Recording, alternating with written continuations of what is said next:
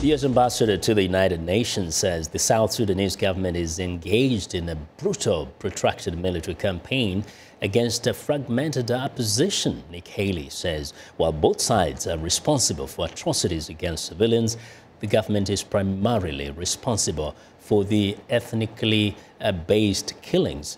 VOA correspondent Mariama Diallo was at the Holocaust Museum in Washington, where Haley spoke, and brings us this report. Nikki Haley says nothing prepared her for the level of suffering she saw when she recently visited South Sudanese refugee camps. Women are giving birth on dirt floors, floors that have now turned to mud by the fact that it's the rainy season.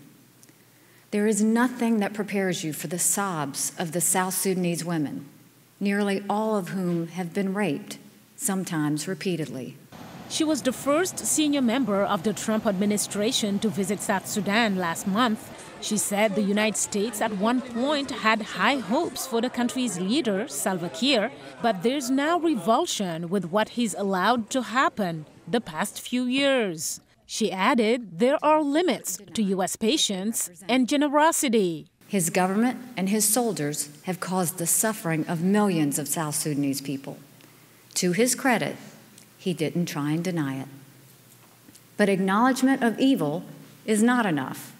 We have to take a side. She welcomed Kiir's order this week requiring free and unhindered access for humanitarian groups in South Sudan.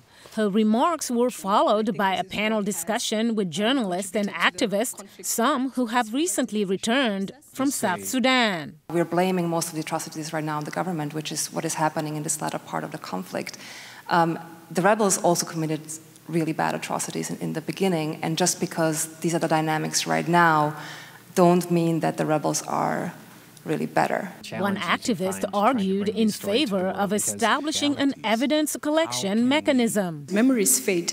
In such a, in topography like South Sudan, evidence gets lost. It can be destroyed when people realize that one day they will be held to account.